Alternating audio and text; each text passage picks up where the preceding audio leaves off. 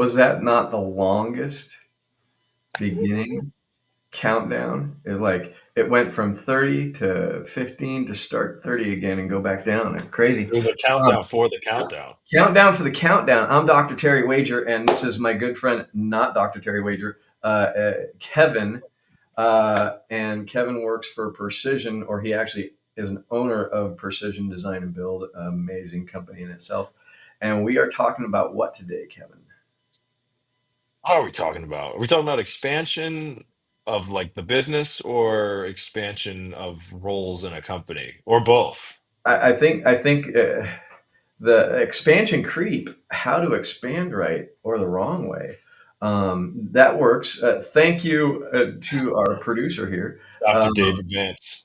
David Vance, Dr. David Vance. I just gave him the doctorate.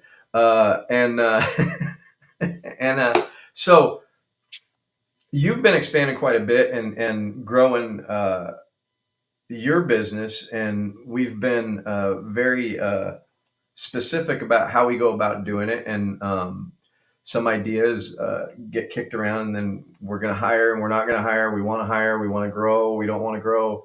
uh, Tell me what goes into those decisions for you guys. Well, I think it stems from um, the overall vision of the business. That's kind of where it makes decision making on the lower ends when you're deciding who's going to be on the bus, what are they going to do. It stems from that overall vision. But with that vision, I think what a lot of folks struggle with in the beginning is, in my opinion, expanding. Well, I guess this kind of goes to the right or the wrong way. So the right way, I would say, overall, you can pretty much make any business, generally speaking, as long as there's a market for it, a multi-million dollar enterprise for the most part. I think there's few exceptions to that. That being said, I think where people kind of fall into the trap is when they try to chase two rabbits at once. And there's a delicate balance, right? And we talked about this with our own business, with Precision. Um, we're in the design and build world. However, there is an advantage to having a custom mill shop, a woodworking shop, but that is technically a separate business than the design and build.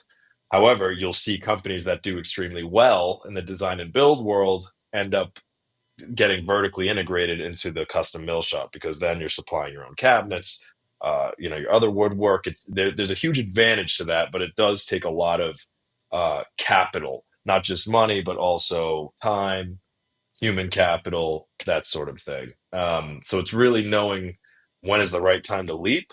And I think many times people get attracted by the allure of starting a new business without properly assessing the risk. And then what can end up happening is if you have something that's doing fairly well, you may cannibalize the progress of the original company by starting a second one. Yes. But if you do it right, you could in fact succeed, and also, it could add to what you're already doing. So the question is when to make that leap. Yeah, So and the big if you do it right, and when to do it. Those are great mhm. things to think about. And is this the right time? And um, you know, there's a lot of people say there's no time like the present. Well, the present might be good, but it might actually not be convenient to start a new venture if you're not ready. And so there's and then the idea of looking at what are we doing, what is our vision. I love that you brought that up because it's always got to be, well, what is our vision of this company? A North Star. What is our North Star? Where are we going to? And does this expansion idea actually move us towards our North Star, or does it actually cause us problems? And I, I think personally, the idea of you guys opening a mill shop is a phenomenal idea that maybe not a right now thing, but it really does serve to the North Star of making your customers really excited about what they receive. But if it's making Precision the best design and build company, now is that really feeding the North Star? And that's the discussion that really needs to be had. And then is now the time, and do we have the capital and the time and the people to put into it so we don't cannibalize. Um, and I think that that's really important. Um, I have a client that's not Precision, believe it or not, that it's a very interesting kind of situation because they're looking to grow into be the chosen type group for what they do, um, in their market. And I'm not going to say what that is, but they really want to grow and become the person that, or the group that everybody goes to. But they're also in this stress startup frenzied mode, and they want to bring a bunch of people in because everybody right now is overloaded. And I think you remember when you guys were starting out and Vinny was overloaded and Tyler was overloaded and you were Yeah. overloaded and everybody had way too much on their plate. And so let's get a bunch of guys in here. And Mhm. then what happened with that? We became bloated, and then we ended up creating more problems than we were solving, and not good problems. Right, right. And we have a risk, and what I'll say about that is when we bring a bunch of people in to relieve us, we're actually relieving the thought of the stress, but not the stress, because we're also walking in with a hope or an expectation that the people that we bring in are going to fix all of our problems that we're having, when we're not really aware of what the problems really are because we're so stressed out. And so you have a thought on that. Yeah, it's a very interesting kind of thing to think about because especially in the beginning, because sometimes you don't know what your problems actually are, right? So I think about it just in terms of precision. My experience is we made many more mistakes in terms of hiring than like if you just look at sheer numbers, the amount of people we brought in versus the amount of people that stayed with us, it's a very low percentage. However, the ones that did stay with us ended up solving problems we didn't even know we had, and it ended up progressing the business and growing it. So, but we didn't know, you don't know what you don't know. And I think it stems back to what we've talked about before, the culture thing, because I would make the argument that if you bring in the right people, and I mean the right people, culture, like the whole nines, culture wise, skill wise, but especially culture wise, Wait. Are you saying culture is more important than skill? 100%. All right. Make Yes. it clear. Make that clear. Absolutely. And usually when they're a good culture fit, they tend to have the skill that comes with it. It usually, if you're following the hungry, humble, smart model, if they've been that way, they've probably learned a lot of skills along the way. But you focus on the culture part and kind of let the skill part be second banana to it. But that being said, like for instance, like when we brought Vinny, he's the clearest example of this. We brought Vinny on board. We technically couldn't afford him, but we couldn't afford not to have him either. It was a beautiful place to be in. Yeah. But the results of somebody like him coming on board exponentially grew our business. But in order to get to someone like him, we had to churn through probably like 20 other people. So it's, I wish there was like a really concrete way to identify the direct path to succeed. But I've seen it work in like so many different ways. It's the most interesting thing. What I will say about what you just said is, in order to succeed, you don't need the specific, this is the recipe for success. What you need is determination. And one of the things that I saw about you and Tyler when I first started working with you guys is there was determination. Now, Tyler was a little bit of a wild card as far as the determination because I knew of him through you. I didn't actually spend the time I did with him that I did you. I knew you had determination 100%, and that's what sold me on him. But you did go through a number of people before Vinny, but it wasn't how you did it. It was that you kept doing it. That's a great point. I think that's a key, is that you need to be able to survive long enough to see success. I think that's the biggest thing, because I went into this, I was more prepared for the risk than I planned on being. And I think that's just an element of luck. Like, prior to this, I was in real estate. I had my stock portfolio, I had my real estate, my properties, and I also had, I sold houses, I had cash. So I had more than, and I lived below my means. So I didn't realize I was going to need to sell my portfolio, but it was there, and it got us through to where we are now, or it helped get us through to where we are now. But making sure it's a good thing, like, to think about. It would have been nice if I had thought about it prior to it just Right. hitting me. Is Now, at the like, same hey, time, yeah, I think that there's also that idea that looking back, it would have been nice if I had that. But if you did, then it's well, maybe 2020. I shouldn't, because I got this portfolio that's worth all this money, and I'm going to trade all of that portfolio for all of this work. Ooh. And so It's a good it point. probably the gift of not thinking that through got you on the path. And I don't think that you sold your whole portfolio, have you? No, I did. Did you? Not my real estate portfolio. I'm Oh, talking my stock portfolio. oh, okay. Yeah, Yeah. not my real estate Yeah. portfolio. That good to know, because that's Yeah, yeah, you that have a would lot be of much money in that real different. estate. Yeah, no, no, no. The stock, but the stocks. I mean, I had a high five figures in my stock portfolio that Yeah. I had been putting together for the prior 6 years. And it was growing. So it was Yeah. like, it was still like a fuck. Like, I wasn't planning on getting a- rid of this. Absolutely. Like, this is not what I So had in mind when I wanted to right, start something. But and I think that everybody has to realize that there is some definite.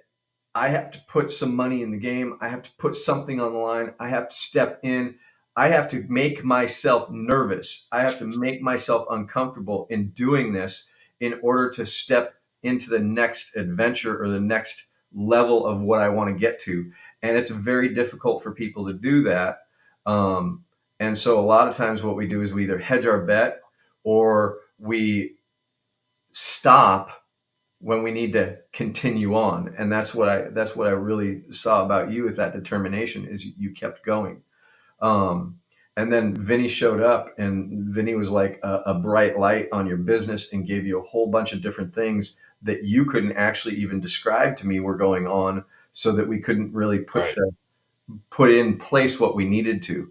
And I think that was the real important piece, is we were moving forward, putting a business together, and Tyler didn't have the experience, and you didn't have the experience in that specific spot for what you needed, which was the production piece.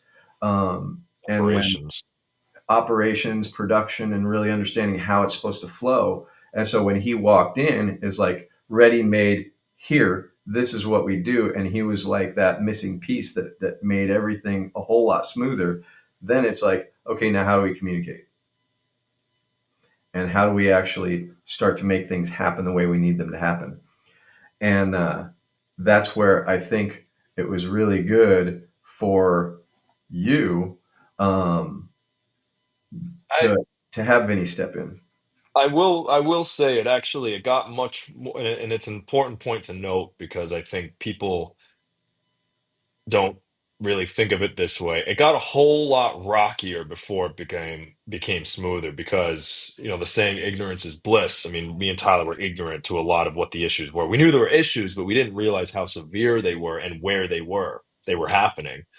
And Vinny coming in, pointing those out, I mean, it pretty much uprooted our existing team that we had. I didn't think we were going to have to uproot our existing team, but that's essentially where it all led. And so it made things, once we realized the extent of the problems, how much money we had to take out and, float the business, like, things got a lot worse. Yeah. But it wasn't because, Vinny, um, it wasn't because, obviously, that he was making it worse, but he's like, hey, things are worse than you actually think, but you got to get through And this to I get through want the I other want to point side. that out, is because the business didn't get worse.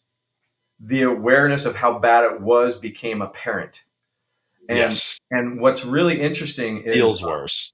I work. It feels a lot worse. It feels I worse. work with a lot of people who are in personal development, making changes, and I work from a 12-step angle in my own life, and I really believe firmly in those 12 steps. And one of them is a personal inventory.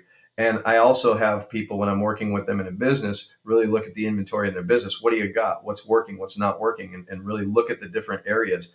And then we got to get honest about that and talk about it. And then what happens is, when we start doing that, it's kind of like turning on the light in a room full Mhm. of boxes.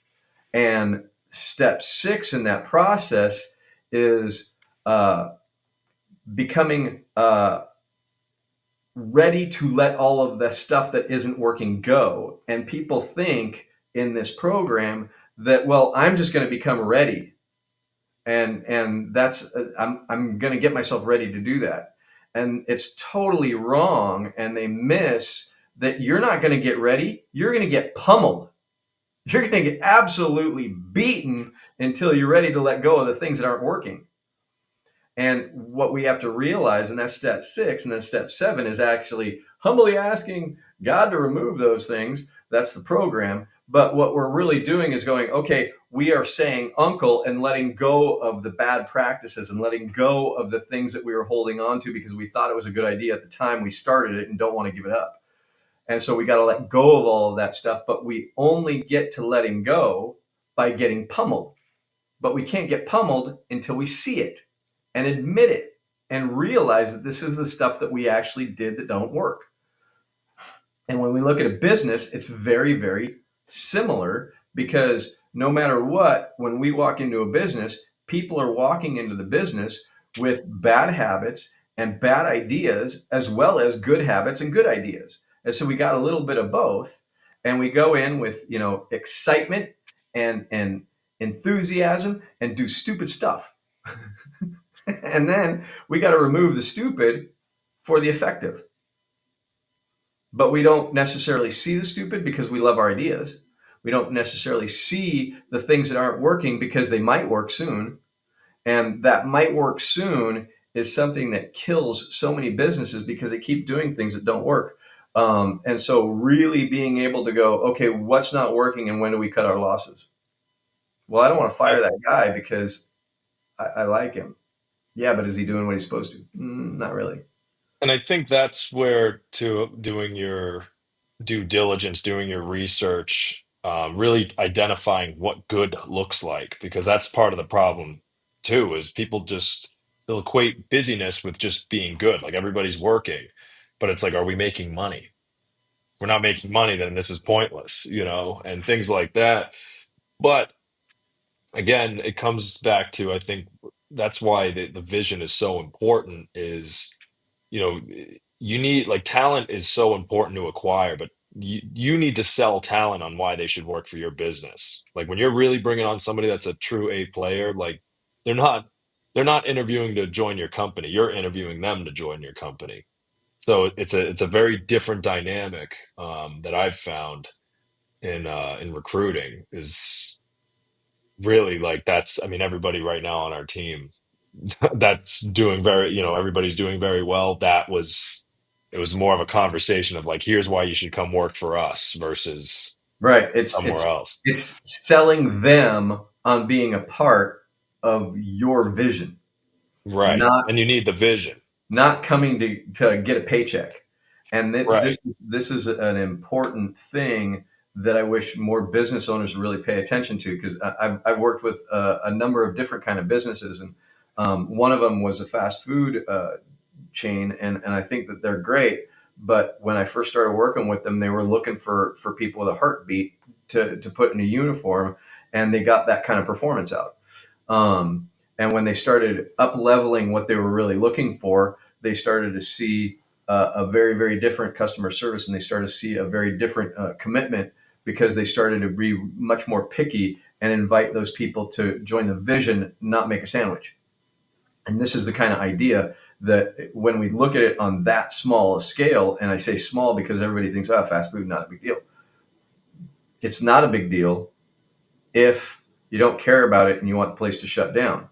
But if you want that place to be the business that it is and to make money, you have to think about what the vision of the place is. And so it doesn't matter if it's building stuff or creating food for people in a chain restaurant, or if it's a five-star restaurant. All of them have to be, okay, what is the vision for this, and how are we going to get people to step into this vision and really be a part of it? And I love that you brought that up, because vision plus that culture fit, and we use a system called Hungry Humble Smart, and really identifying who are those ideal team players that are hungry, they're humble, they're smart, and that means people smart. And so they understand how to interact with people. They understand how to actually uplift each other and be there for people. And you need that. But then, okay, say we got that. And like with this company that I'm working with right now, that they have, you know, amazing amounts of work. They're really doing quite well. They want to do better, but they're really thin in staff. And so one of the problems, and we were discussing a little bit right before we started, one of the problems is the knee jerk reaction. And I think I know I can relate to it. And I think, Kevin, you can relate to this, is they want to bring people in to alleviate the stress from burning the people that they have that are really good out. And what do you think of that idea? That's a setup. Yeah. Um, I think it's a good idea at the core. Bring it, but again, you have to do it in a proper way, which again comes with the education, doing your diligence, asking your team, what positions make sense when, and yeah, I mean, it's a fine line you walk, because especially in the beginning of a business's life, and we're still going through this, like everybody's working kind of multiple positions. It's definitely gotten better now, but it's still, we still have kind of multiple titles we're sort of working with. Yeah, it depends on the scope of the business. It's a tough answer of like, should that happen? Should it not? Generally, ideally, everyone should just have a singular role that they're extremely, well versed in, and they can have a narrow direction, which is easier in a big business, but a small business, it's Right. not And so and easy. the big problem is when you start going, I think these fit together. And I was talking about this idea of, well, I framing and collecting money. They kind of go together if I make it fit. It's kind of like, well, yeah, you can't make that fit. Well, I could cut the, I can in my mind make a clear path to make it fit, and then I've agreed with myself that this makes sense, and then I hire a person that is going to be no good in both spots, and I make them so far apart. The finance guy with the framer, it really paints the picture of that's a bad idea. But the problem is that we do that in the smaller ideas of, well, what about a customer service person that's doing sales? Okay, that's closer. But what if the person that's doing the customer service doesn't have time to do the sales, or there's different pieces that don't work together, and as a result, we give either somebody two roles that are competing against each other, or on the different sides of the equation, and they don't work because they can't put their all into it. And these are the things that I attempt to get people to really step back and go, wait a minute, are we actually just trying to solve my problem from stress, and I can say I checked it off the box, or am I actually solving the problem? And what I end up seeing a lot of times is either people freeze and don't do anything, and then they don't hire that, and then the person does burn out that was we were attempting to alleviate in some way, or they bring somebody in that's not a good fit because they just need somebody in there. They might be able to do the work, but they're not a good culture fit, or they're a great culture fit, but then we actually put too many pieces that don't fit together, and then they freeze because they don't know what to do, and they can't. There's no smooth process in what they're doing because they're doing two different separate jobs. And so um, I don't know if you've experienced that, but I do know that a very important piece that I've seen done wrong. And in fact, I've been guilty of letting people do that type of thing in their business, and they bring, you know, people that don't fit. And well, okay, we can use it as a band aid, and then it never works out, and it causes more problems because now we got to clean up the fire that was created, as well as move in and actually put the right solution to work. Yeah. Um, and I think it's important too to as part of like the whole culture thing is having regular meetings, keeping a pulse on your people, because the thing is, especially if you have like a hardworking team, hardworking people solve problems with hardworking solutions, which isn't necessarily a bad thing. That is a very, very good statement. Hardworking people will put to work hardworking solutions when they aren't communicating with the rest of the team to realize there might be an easier way. Right. And it's important if you're a business owner, in my opinion, to make sure that you have these regular check-ins and you have the bandwidth in your own responsibility to keep a pulse on this. In fact, it's sometimes worth letting uh, certain things slip, even if it's going to hurt the business a little bit in the short term, so you can step back to solve the larger problem. An example would be like with us, right?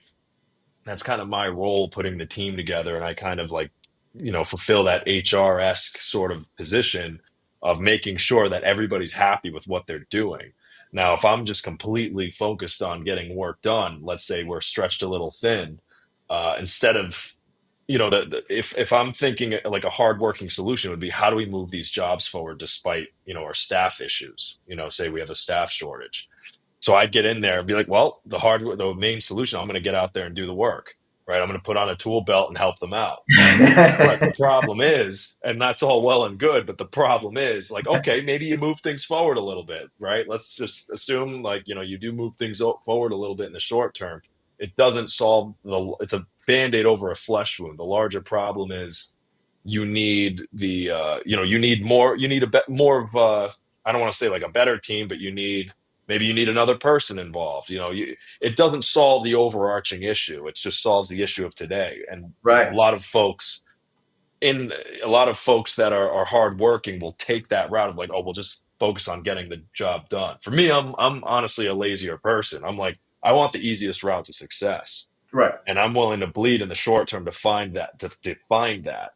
Right. And it's And important as a actually, business owner. what you just said is what I called front loading the laziness, is because I know I'm lazy. And so I'm going to front load it so I can not have to do anything later or not have to go clean up messes later. I'm going to do it right first. And I'm going to take the action and I'm going to put in the work and do all of that first so I can enjoy my laziness instead of be lazy, lazy, lazy, and then be all stressed out later. And I call it front loading laziness. I've been using that for years and years and years. Uh, and it probably doesn't even make sense the way it comes out of my mouth with front loading laziness. But it's really, let's do the work that's really hard so we can have a relaxed atmosphere. We can have a relaxed environment. We can actually not be stressing out later. Um, Solve. I think it's an important frame, to guide somebody in determining like what that would look like, is to solve the bigger problem. What's the bigger problem? Is the bigger yeah, problem that this, not the trim isn't going to be done today, or is the bigger problem that we don't have the enough staff to get the trim done today? And where else is this showing up in my business?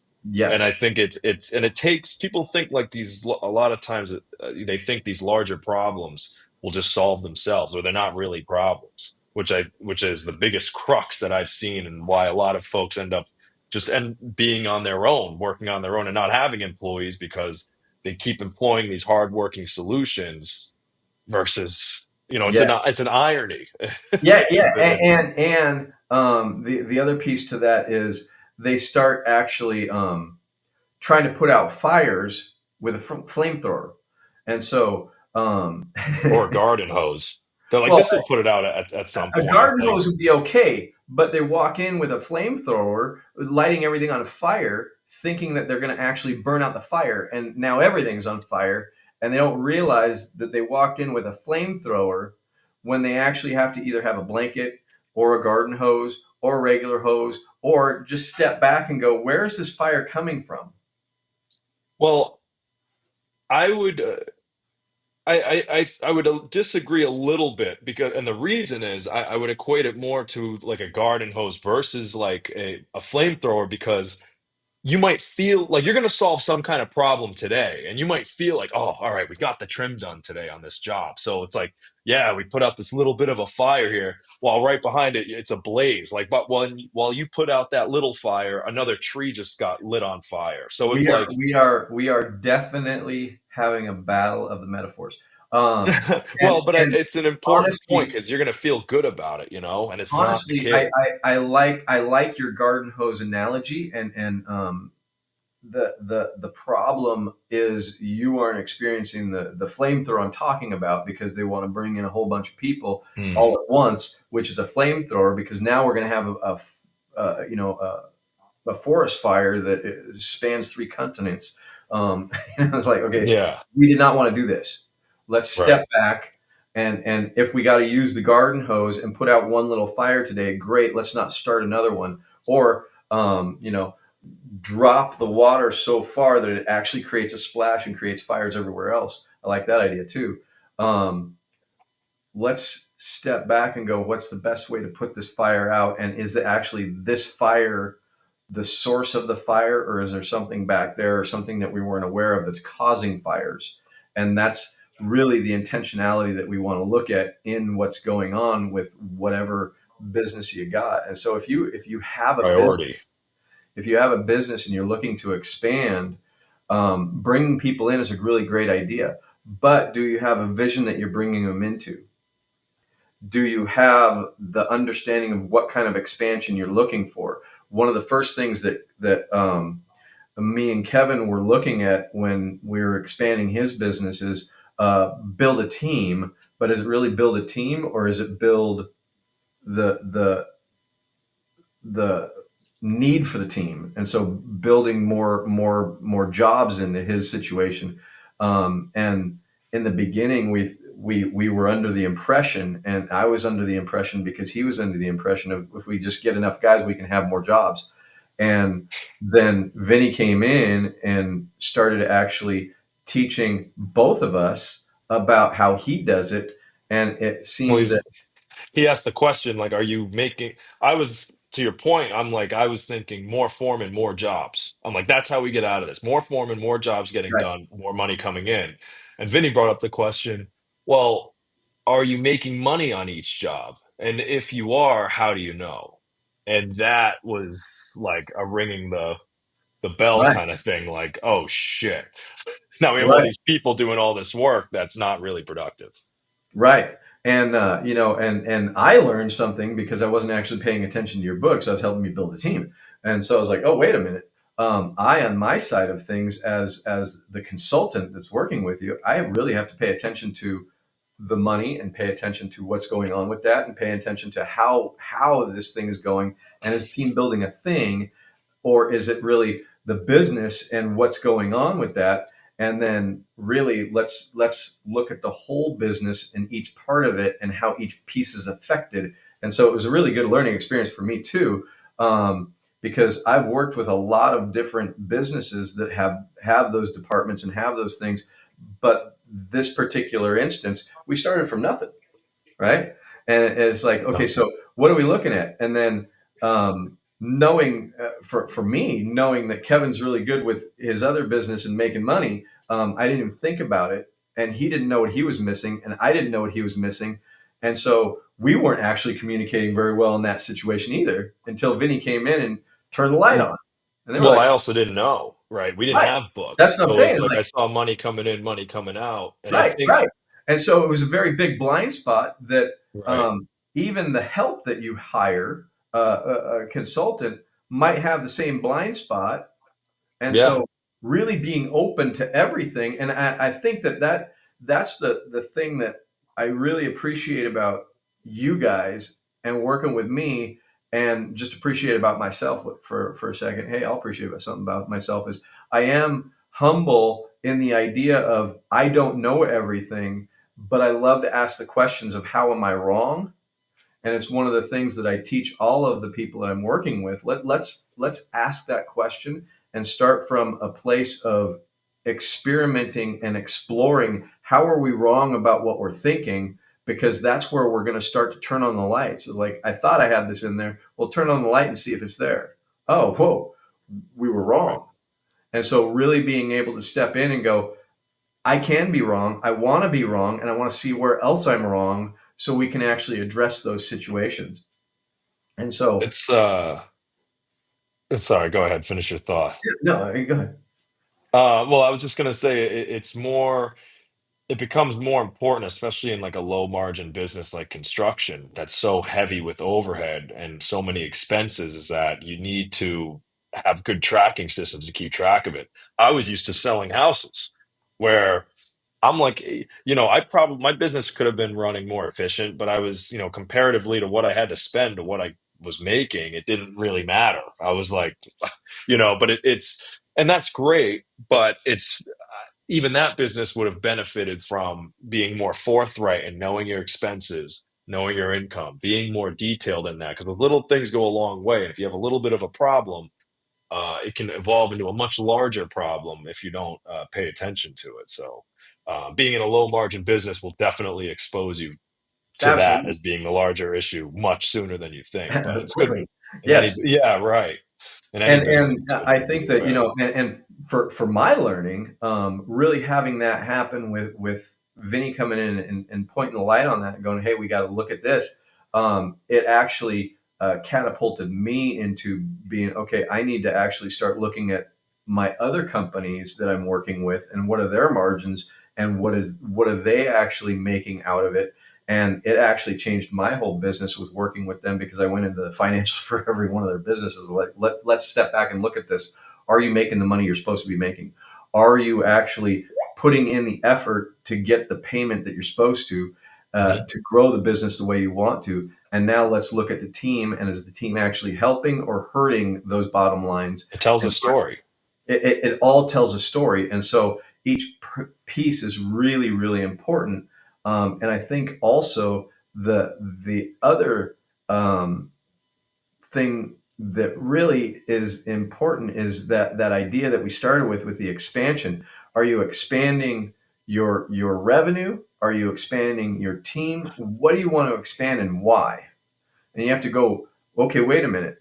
And I actually experienced this with my lawyer friend Ted. Is he wanted to expand, but he could not do the work and expand and then pay for his people. And so the people that came in for him had to be people that could actually increase his revenue all by themselves as they came in, and then him manage the workflow while they brought in clients. He's a lawyer, and so they'd have to bring in clients, and so they'd have to bring in money into the thing, and that made sense. But he couldn't bring in, two admins or paralegals that aren't bringing business in, because that's an expense that deflates his money and then leaves him destitute. And so we got to really understand how bringing these people in actually serve the revenue, and starting to understand, is this person going to serve the revenue, or is this person going to serve the ability for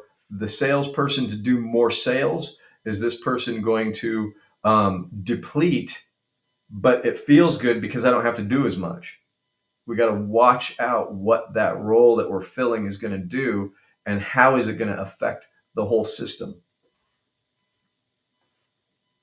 Absolutely. Yeah. So, takeaway that you got, or that you want to leave behind for people. Um, I would say takeaway, a single for expansion. I guess I don't know. I don't even know a good takeaway. I would say at the base of it all, like these, where these problems are solved, because I could say focus on the numbers. I could say build a team, but ultimately you gotta know your vision. You gotta know what you're building, and the rest will solve themselves. So the biggest takeaway: focus on the larger problems. If you're the owner, focus on the big problems. The smaller ones will solve themselves. There's always going to be problems. Focus on the Yeah. large ones. I love that, and I love it because I preach it. Your vision is going to be the most important thing because without it, you're not going to be interested in working, and nobody else is. And so that's also without the vision, you're not going to be able to get up and be excited about the problems that you're facing. And so that vision is super, super important. It's the driver of where we're going. Um, but I would say in expansion, when you start to think about expanding, um, really step back and start doing the inventory around where you're at, what's working, what's not, and really dive into why am I expanding? What am I expanding? How am I expanding it? And is it the right time? Is it the right area?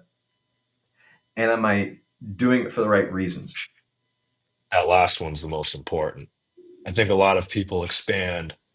They expand because they don't want to solve the boring issues at hand in your current business, so they think starting another one is going to solve those. And most of the time, again, you can be. I tell folks, like, when you're sitting in a room and you're looking around at everything in the room. I mean, in front of me, I have AirPods here, I have a pen here, water bottle here. Multi-millionaires have been made from anything that you see. People have gotten rich off of anything you see. And if I were to tell you, Terry, you got to get in the pen business. You'd be like, what are you talking about? But people have, and they've gotten, you got pens, I got pens, but I'm sure that wasn't like, there was no time to get in the pen business, so it's just, you got to be careful of the distractions, of the allure of other businesses taking away from your current business and the current issues you have to solve within it. Yeah, and again, it goes right back to what you said with that is the vision is going to keep you Yep. on track, and North and Star. we really want to make sure people stay on track with that. But then, are you expanding for the right reasons? Don't let your ego expand your business. It just is not a good idea. So, Amen. with that, we'll see you next week. Hope everybody had great holidays. We know we did. And can't wait to hit 2025 with all of the expansion. No. Let's do Intention. it. With all the intention. Let's do it.